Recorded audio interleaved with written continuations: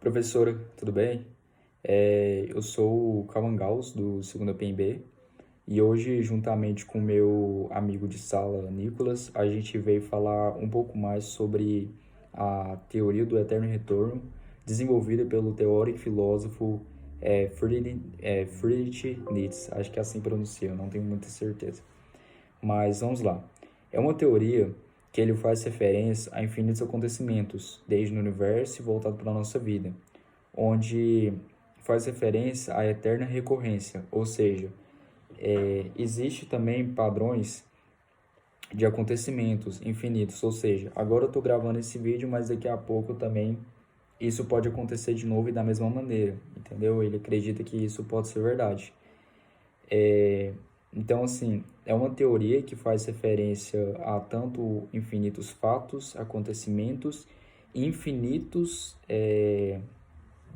num espaço de tempo, num determinado espaço de tempo. Por exemplo, agora são 8 horas, antes das 8 podem ter infinitas horas e depois das 8 podem ter mais infinitas horas, entendeu? É algo também que ele faz referência em sua teoria. E a questão de como, pô, acho que você deve estar se perguntando, como que surgiu essa ideia na cabeça dele, né? De onde que ele tirou isso? Então, ele estava fazendo uma caminhada na Suíça e de repente foi algo espontâneo, algo que do nada saiu da cabeça dele. Quando ele passou por uma grande rocha piramidal, ele desenvolveu essa teoria. Foi algo espontâneo, algo que nem ele sabe como ele desenvolveu isso. Mas é uma teoria que ele começou a ter que repensar o seu conceito do eterno retorno, né? Ele começou a ter que pensar um pouco mais a respeito disso. E essa teoria dele foi logo que teve o declínio da antiguidade e a expansão do cristianismo no século XIX. Foi quando ele desenvolveu essa teoria. E é uma teoria que a gente precisa voltar lá nos pré-socráticos, por exemplo, o Heráclito. Então, é uma teoria bastante complexa e só mais uma coisinha, ele nasceu em 1844 e faleceu em 1900, que eu esqueci de falar. Mas voltando, é uma teoria tem muito a se questionar e por esse fato ele mesmo diz que é uma teoria que não deve ser levada totalmente verdade, porque é na verdade um se. Por exemplo, pô, se isso fosse verdade, como é que eu reagiria? Como é que eu pensaria? Será que isso realmente pode acontecer? Então a gente vai ver uma série de perguntas, né, que vem na cabeça da gente, que a gente vai querer saber respostas.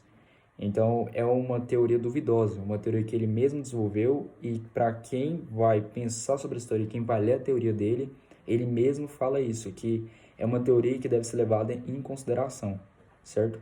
E agora logo em seguida vai vir o Nicolas falando um pouco mais sobre essa teoria do eterno retorno ou eterna recorrência. Olá, professora Thelma. Então, vou estar dando continuidade no que o Cauã já explicou aí pra gente, né? Repara o jeitão, não meio chapelão e trem, é porque eu tô aqui na roça. Mas enfim, eu vou estar falando mais um pouquinho sobre o conceito do eterno retorno, né? E assim, a gente tem que ver que o filósofo Nietzsche ele trabalha muito em cima do quesito, da tese de trazer a eternidade de novo para o mundo, né? E o eterno retorno é uma das ferramentas que ele usa como conceito para explicar isso, mais ou menos, né? E a gente pode entender esse assunto um pouquinho mais assim, mais claramente, é, com duas concepções diferentes que acabam entrando em conflito, que é a eternidade temporal e a eternidade atemporal, né? E assim, o filósofo que mais representa essa segunda tese de eternidade atemporal é o filósofo Platão, né?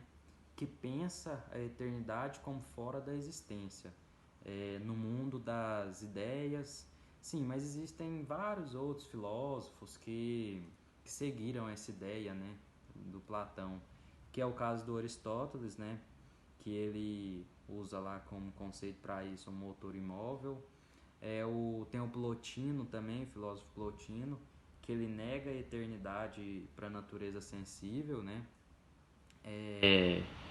Tem o Santo Agostinho, que traz o platonismo para o cristianismo, né?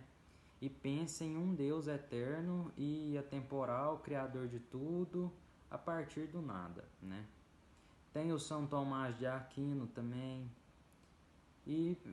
Essa filosofia passa por vários outros filósofos, como Descartes, entre outros, até chegar no Kant e na modernidade. Tá falando agora mais um pouquinho sobre a utilidade desse conceito, né?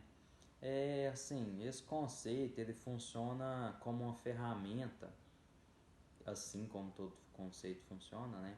Que o filósofo o filósofo Nietzsche, né, ele desenvolveu para enfrentar o niilismo, que era um cenário daquele tempo lá, que ele acaba se espalhando, né, como sombra pelo corpo da humanidade, e toma de assalto o homem e acaba levando o homem na decadência, né, para a decadência.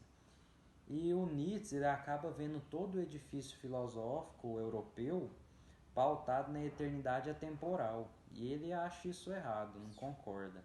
E ele acaba resolvendo tomar um caminho diferente, né, e radical, porque esse caminho foi radical, para dar conta dessa vida ética, né? E assim, depois da morte de Deus, era necessário combater o cansaço e a desvalorização dos valores, né? E o Nietzsche ele trabalha o eterno retorno como uma arma contra o niilismo, né? Para combater esse cenário, né? E para dar um outro centro de gravidade para os valores, para essa realidade daquele tempo, para aquela vida, né?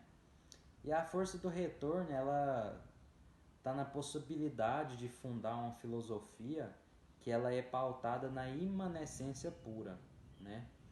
E isso é a importância desse conceito do eterno retorno, porque ele daria a possibilidade de fundar uma nova filosofia, né? Que nesse caso seria a filosofia pautada na imanência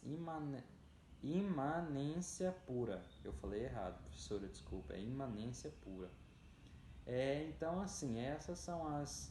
Cauã explicou aí, né, o histórico e o que é o eterno retorno, né? Falei um pouquinho do conceito e da sua utilidade, né?